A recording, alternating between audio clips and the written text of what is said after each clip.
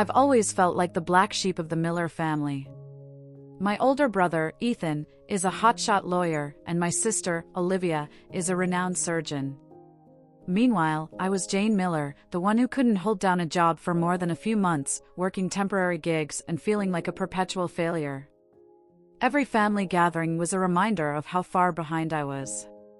"Jane, when are you going to find something stable?" my mother would often ask, her voice tinged with concern and a hint of disappointment. One day, after another particularly grueling shift at a local diner, I was aimlessly scrolling through my phone when an ad caught my eye. Free investment course, learn to turn your finances around. Normally, I would have dismissed it as just another scam, but something inside me clicked. What did I have to lose? I signed up then and there, feeling a strange mix of hope and desperation. The course was more intense than I had anticipated. It wasn't just about buying low and selling high, it delved into financial analysis, market trends, risk management, and so much more. I found myself staying up late into the night, poring over textbooks and online resources. My small apartment was soon littered with notes and charts. I was determined to make something of myself, to prove to my family and to myself that I wasn't a lost cause. One evening, as I was buried in my studies, my phone rang. It was Olivia. "Jane, are you coming to Ethan's birthday party this weekend?" she asked, her tone casual but with that underlying note of expectation. "I don't know, Liv," I replied, glancing at the stack of materials I still needed to review. "I'm really busy with this course." "Course? What course?" she inquired, clearly surprised. "An investment course." "I'm trying to get into finance," I said, trying to keep my voice steady. There was a pause on the other end. "Finance? Really? Well, good luck with that," she finally said, her skepticism palpable. That conversation only fueled my determination. I threw myself into the course with even more vigor, and slowly but surely, I began to see results. My initial investments, though modest, started to yield returns. I couldn't believe it. For the first time in my life, I felt a glimmer of hope. A few months later, I received an unexpected email from a small consulting firm in Dallas. They had noticed my progress on an online investment forum and were interested in offering me a junior consultant position. I was stunned. Could this really be happening? I arrived at the firm's office for my interview, nervous but excited. The manager, Mr. Whitman, greeted me with a warm smile. "Jane, we've been impressed by your insights and dedication. Tell me, what drives you?" Taking a deep breath, I replied, "Honestly, Mr. Whitman, I've always been the underdog.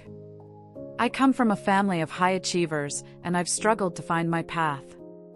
But I've discovered a passion for finance, and I'm determined to make a difference, not just for myself, but for others too."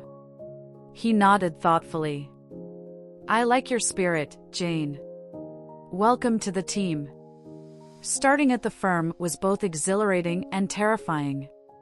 The learning curve was steep, but I thrived under the pressure. My colleagues were supportive, and I soon found a mentor in Ms. Harper, a senior consultant who took me under her wing. "Remember, Jane," she would often say, "it's not just about numbers. It's about understanding people and their goals." Weeks turned into months, and I began to build a small but loyal client base. My family, initially skeptical, started to take notice. During a Sunday dinner, Ethan finally spoke up. "So, Jane, I hear you're quite the financial whiz now," he said, a hint of admiration in his voice. I smiled, feeling a sense of pride. "I'm getting there, Ethan. It's been a lot of hard work, but I'm finally finding my footing." Olivia chimed in, "Maybe you can give me some tips for my retirement fund." For the first time in years, I felt like I belonged. My journey was far from over, but I had turned a corner. I was no longer just Jane Miller, the family's unlucky one. I was Jane Miller, a budding financial consultant with a promising future. And that was just the beginning. I still remember the day I walked into the firm for my first official day as a junior financial consultant. The office was a sleek, modern space in the heart of Dallas, with glass walls and bustling activity. I felt a mix of excitement and nerves. My previous jobs had been far from this glamorous, often menial and underappreciated. But now, I was determined to make my mark. From day one, I threw myself into my work.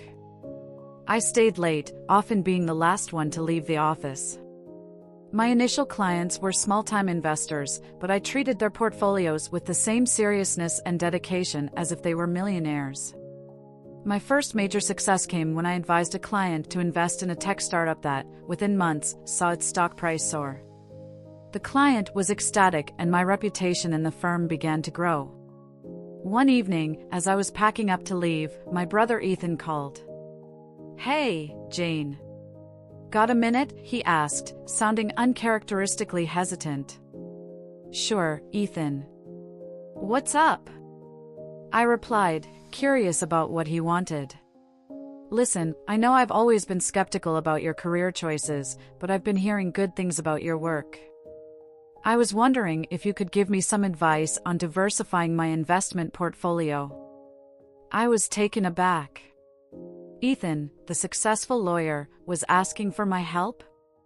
I felt a surge of pride but kept my composure. "Of course, Ethan. Why don't we grab coffee this weekend and discuss it?" The conversation with Ethan was just the beginning. Word of my success spread, and soon Olivia reached out as well.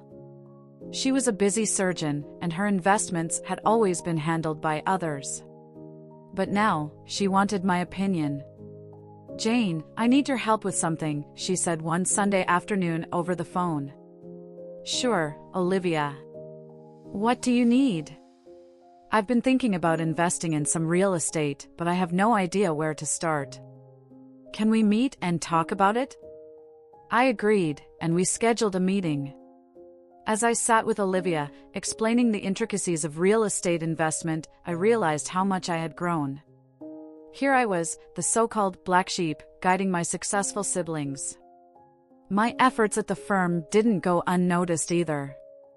My client base expanded rapidly, and I started attracting higher-profile clients.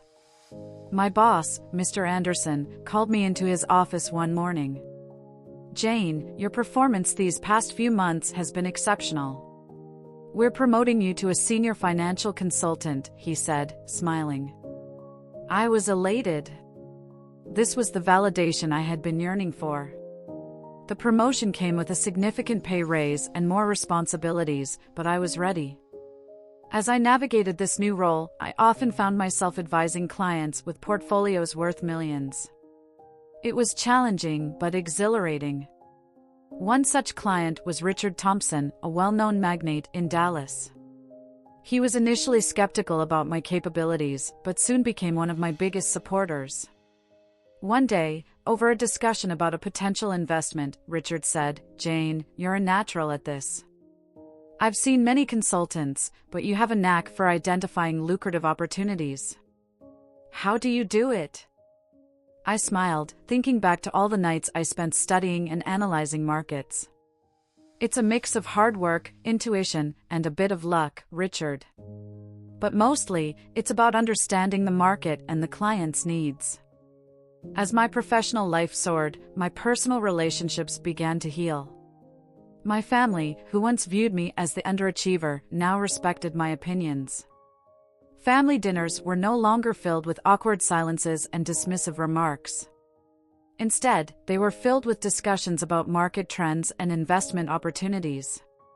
One evening, as we sat around the dinner table, Ethan raised a toast.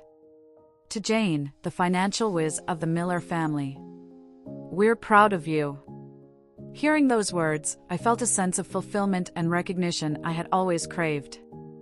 My journey was far from over, but I had finally proven my worth to my family and, more importantly, to myself. I was on cloud nine, soaking in the triumphs of my newfound career.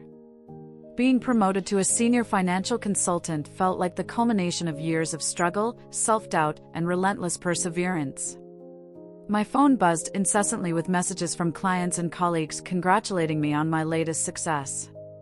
Even my siblings, Ethan and Olivia, who once doubted my capabilities, sought my advice regularly.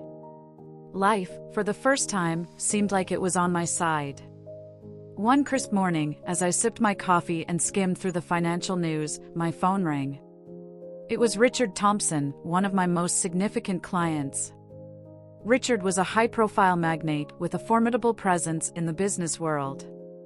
His voice, usually calm and authoritative, sounded tumultuous. "Jane," he said, his tone laced with urgency, "we need to talk. It's about the investment in the tech startup." My heart skipped a beat. The tech startup in question had shown immense promise, backed by solid research and projections. I had recommended it to Richard, confident it would yield high returns. What could have gone wrong? "Of course, Richard. Let's discuss this in my office," I replied, trying to mask the anxiety that gnawed at me. As Richard entered my office, his face was a storm of fury and frustration. He slammed a folder on my desk, the contents spilling out, charts, graphs, and a glaring red line plummeting downward. "The market crash wiped out a significant portion of my investment, Jane," he growled. "You assured me this was a safe bet. Now, I'm facing a colossal loss, and I am seriously considering legal action against you and the firm." A cold wave of panic crashed over me. The room seemed to shrink, and I struggled to find my voice. "Richard, I had no idea this would happen. The data was solid, and the projections were optimistic. This crash was unforeseen. Unforeseen or not, the fact remains, I've lost millions." "I trusted you, Jane," he said, his eyes piercing through me. After Richard stormed out, I sat in my office, reeling from the confrontation. Doubts began to creep in. Had I miscalculated? Was I not as competent as I believed? The pressure was overwhelming, and for the first time in a long while, I felt like the old Jane, the one who couldn't get anything right. In the midst of this turmoil, my phone buzzed again. It was a message from Ethan, heard about the issue with Richard. "Let's talk tonight. Olivia and I are here for you." That evening, as I sat in my living room with Ethan and Olivia, I felt a glimmer of hope. Despite our past, my siblings were here for me. "Jane, we've seen how much you've grown and how hard you've worked," Ethan began. "Markets are unpredictable, and sometimes things go wrong despite our best efforts." Olivia nodded in agreement. "You've proven yourself time and again. This is just a bump in the road. We'll help you get through this." Their words were a balm to my wounded spirit. "Thank you, both of you. Your support means everything to me," I said, my voice choked with emotion. Determined to find the truth behind the market crash, I threw myself into investigating the cause. Sleepless nights became the norm as I pored over financial reports, market trends, and data analytics. I needed to understand what had gone wrong and how to rectify it. Days turned into weeks, and finally, a pattern began to emerge. The market crash wasn't just a random occurrence, it was orchestrated. Someone had manipulated information to induce the fall, benefiting from the chaos. My investigation led me to a startling discovery. The culprit was Mark Sullivan, a fellow consultant at the firm who had always harbored resentment towards my success. With evidence in hand, I confronted Mark in the presence of the firm's directors. The room was tense as I laid out the facts, my voice steady and resolute. "Mark, you manipulated the market to sabotage my recommendation and profit from the fallout. Your actions have caused immense harm, not just to me, but to our clients and the firm's reputation." Mark's face turned ashen as he stammered, "Jane, I didn't mean for it to go this far." The directors were appalled. Mark was immediately dismissed from the firm and faced legal repercussions for his unethical conduct. The news spread quickly, and soon, my clients, including Richard, were aware of the truth. Richard called me, his voice softer this time. "Jane, I owe you an apology. I was too quick to place the blame. You've shown remarkable integrity and resilience. Let's discuss how we can move forward."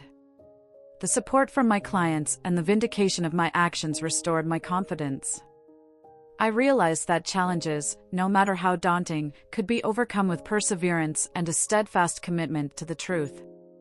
My journey had been fraught with ups and downs, but I had emerged stronger, more resilient, and ready to face whatever came next. As I reflected on the whirlwind of events, I knew that this was only the beginning. My story was one of redemption and growth, a testament to the power of never giving up. And with my family's unwavering support, I was ready to conquer any challenge that lay ahead. As I dug deeper into the mystery behind the sudden market crash, I couldn't shake off the feeling that something was amiss. The numbers didn't add up, and there were anomalies that just didn't align with a natural market fluctuation. Determined to get to the bottom of it, I spent countless hours reviewing transaction logs, market reports, and internal communications. One late night at the office, I stumbled upon an email thread that sent chills down my spine. It was between Mark Sullivan, a fellow consultant, and an anonymous external contact. The language was cryptic, but the intent was clear. They had orchestrated the market drop to reap significant financial gains. I knew Mark had always harbored jealousy toward my rapid rise, but I never imagined he would go to such lengths to sabotage me. The next morning, I called an emergency meeting with the firm's senior management. My heart pounded as I laid out the evidence in front of them. The room was filled with a tense silence as everyone absorbed the gravity of the situation. Finally, Mr. Harrison, the managing director, broke the silence.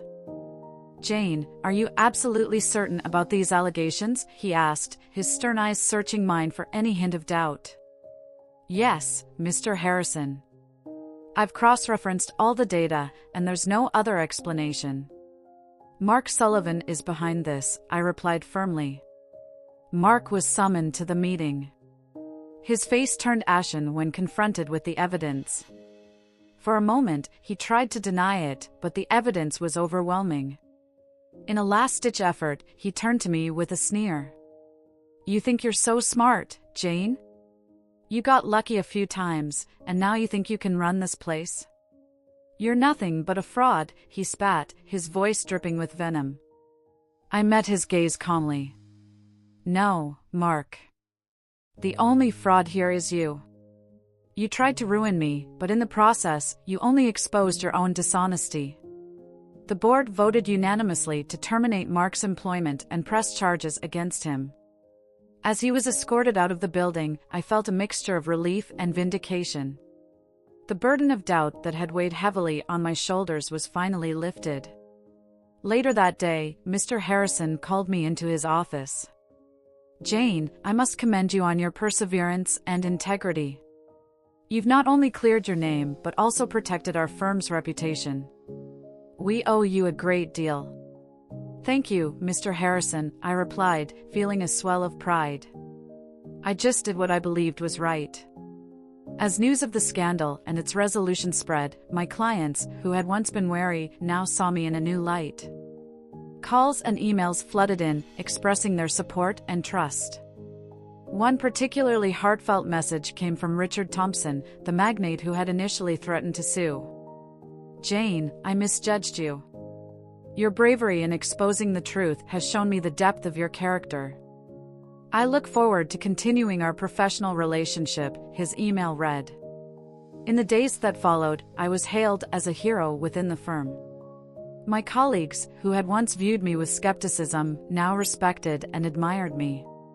It was a complete turnaround from the dark days of doubt and uncertainty. One evening, as I was packing up to leave the office, Ethan called me. "Hey, Jane. I heard about everything. I'm really proud of you," he said, his voice filled with genuine admiration. "Thanks, Ethan. It hasn't been easy, but I couldn't have done it without the support of you and Olivia," I replied, feeling a wave of gratitude. "Well, you've always been stronger than you gave yourself credit for." "We all see that now," he said softly. As I walked out of the office, I felt a renewed sense of purpose and confidence. The revelation of Mark's betrayal had been a turning point, not just in my career but in my life. I had faced adversity head-on and emerged stronger. And in doing so, I had finally earned the respect and recognition I had always sought. But little did I know that an even bigger revelation was waiting just around the corner, one that would test my principles and the bonds of family like never before. With my reputation restored and Mark Sullivan out of the picture, I felt like I was finally standing on solid ground. The firm offered me a partnership, a dream come true. But life, as it often does, had another curveball waiting for me. The shock came from the most unexpected place, my own brother, Ethan. One evening, after a particularly long date at the office, my phone buzzed with a text from Ethan. "Jane, we need to talk. Urgent. Can you come over?" My heart sank. Ethan was not the type to send such messages lightly. I drove to his apartment, my mind racing with possibilities. When I arrived, Ethan looked disheveled, a far cry from his usually polished appearance. "Jane, thank you for coming," he said, his voice trembling. "I have something to confess." I sat down, my hands clutching my purse. "What is it, Ethan? What's going on?" He took a deep breath, tears welling up in his eyes. "It was me, Jane. I was involved in the plan with Mark." The room seemed to spin. "What do you mean? How could you be involved?" Ethan's shoulders slumped as he began to explain. "I was in deep with some bad people because of my gambling debts. When Mark approached me with his plan to manipulate the market, I saw a way out. I didn't think it would go this far. I never wanted to hurt you." I felt a mix of anger and heartbreak. "So you let me take the fall? You let me believe it was all Mark? How could you, Ethan?" He fell to his knees, tears streaming down his face. "I was desperate, Jane. I didn't know what else to do. Please, forgive me. I'll turn myself in, just don't hate me." I stood up, pacing the room. "This is beyond forgiveness, Ethan. You betrayed not just me, but our family, our name. I have to report this." Ethan's eyes widened in panic. "Jane, please. If this comes out, my career is over. I'll go to prison." I took a deep breath, trying to steady my emotions. "You made your choices, Ethan. Now you have to face the consequences.